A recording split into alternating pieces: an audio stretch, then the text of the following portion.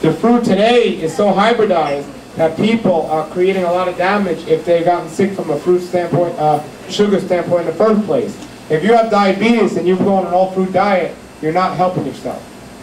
What we recommend at the Hippocrates Health Institute is a diet based with mostly green sprouts and chlorophyll-rich greens, and also a small amount of raw plant-based fats, like avocados and coconuts and things like this, and sprouted nuts and seeds. And then finally, small amounts of the non-sweet fruits, which would be anything with a seed is a fruit.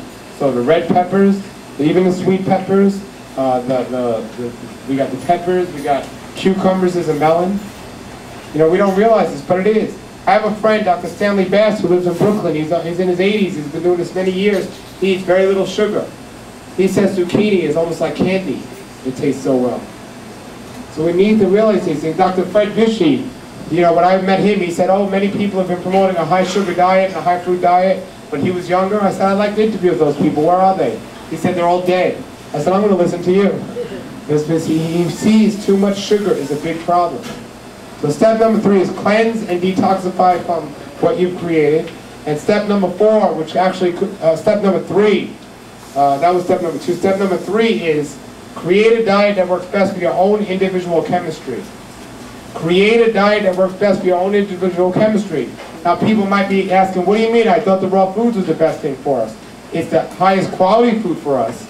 But how much we need, how often we need it, what particular nutrients we need, can only be guessed on by looking at your blood work. It can only be figured out by looking at your blood work. And then we have step number 4, which could be step number 1, and is probably the most important, is do not neglect the emotional and the spiritual aspects of health to go along with the physical. Every disease has a root cause, and if your root cause has something to do with that's related to your diet, like most disease is, then that's great. However, if the root cause of your disease is from an emotional standpoint, and you're trying to deal with it from a physical standpoint, you're not going to get the complete healing. And if you've done everything emotionally and physically, and you're still not seeing a healing, there's a very good chance that your disease is coming from a spiritual standpoint. I've seen people get better from spiritual, emotional, and physical illnesses, but you have to treat the right cause if you want to get better. So it takes time to figure all this out, but once you apply the formula for health, you can get there and maintain it and make that happen. Now, as I said earlier when we began, we're all disciplined, and enthusiasm makes the difference. We have the opportunity to do everything, but we have to take action and make it happen. We need information and knowledge. We need strength to deal with that information and knowledge. We need faith in that knowledge. We need the enthusiasm to go along with it. So we need a lot of things, but the most important thing we need right now is understanding. Understanding of where we're at and where we want to go and where we have to be. You don't all have to eat raw, but the more raw you eat, the better. You don't have to spend 7 hours a day exercising, but some exercise is important.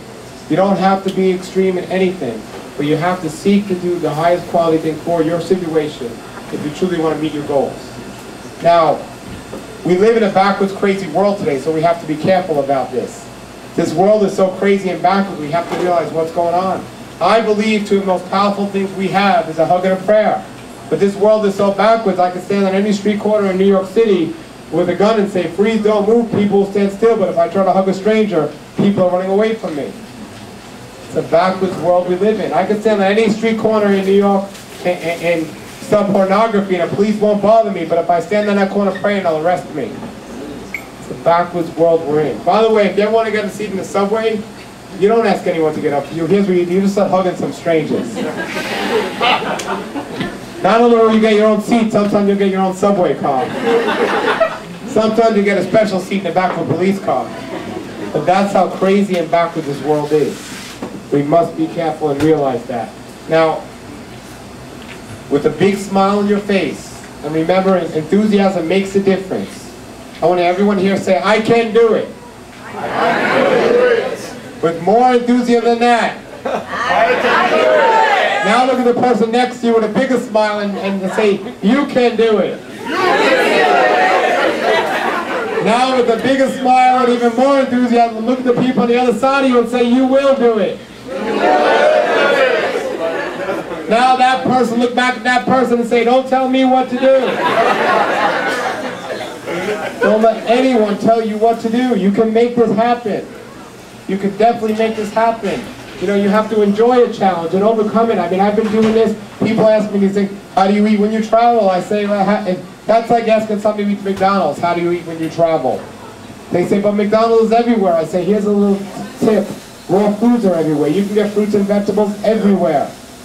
It doesn't have to be as difficult as you think it is. People say, but it's too much money to eat this way. I say, no, when you eat healthier, it's less money to eat this way. They say, but organic food costs more. I say, no, it costs less because the healthier you're eating, the less you're buying. And one organic apple might cost more than an unorganic apple, but you have to eat 5 or 6 unorganic apples to get the same nutrition you would eat in one organic.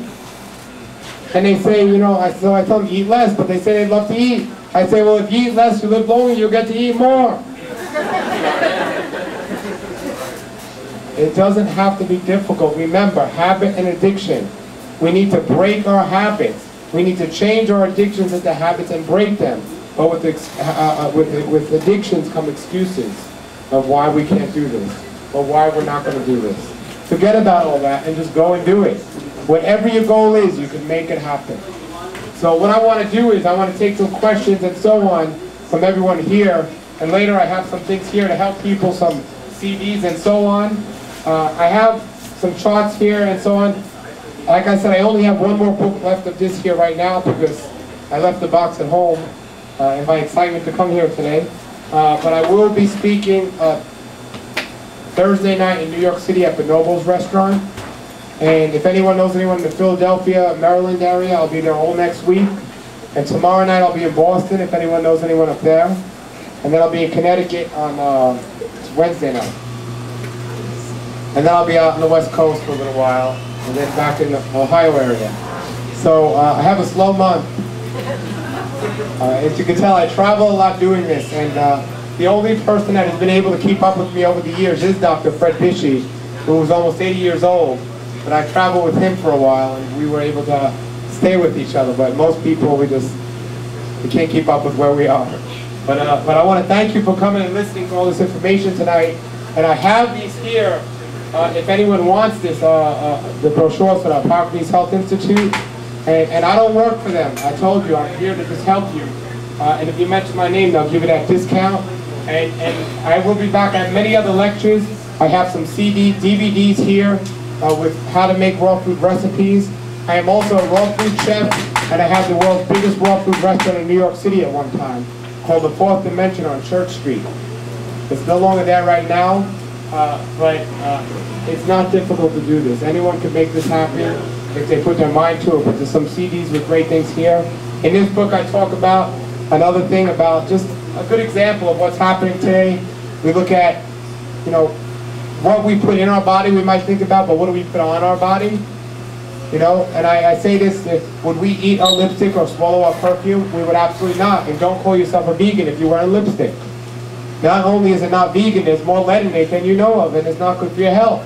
However, there are natural alternatives to that. There are natural, completely vegetable-based lipsticks and makeups and all these other things that you probably wouldn't need if you're eating healthy anyway. But there are healthier alternatives to it. And here's one thing by a lady who teaches about raw beauty. Your Right to Be Beautiful facial cream. This smells good, tastes good, and you can wear it on your body. I guess what I'm saying is, if you can't eat it, you shouldn't be putting it on your body because it still gets inside your body. So the next time you're going to drink some perfume and thinking, I'm going to get sick, well then don't put it on your body. You say, well, what do we do to smell good? Well, one of the greatest things our Creator has given us, and the medicine He's given us, is herbs, oils, and prayer. You know, and I say that because the first thing is the herb, which is the food, and the essential oils that come from the flowers and the herbs are tremendously, that you could use them as perfume, but they're great medicinally. The Young Living essential oils, I don't know if anyone here has experimented with those. I've seen tremendous healing done with that. It's excellent for our health externally and internally. So we have our oils. And then the last thing we have is prayer. One of the most common questions I get is, I want to do this, I want my family to do this, I want my friends to do this, and it's so angry that they won't. Now we have this information, but they won't. Here's my answer to you, and this comes from a lot of experience. Tell them once.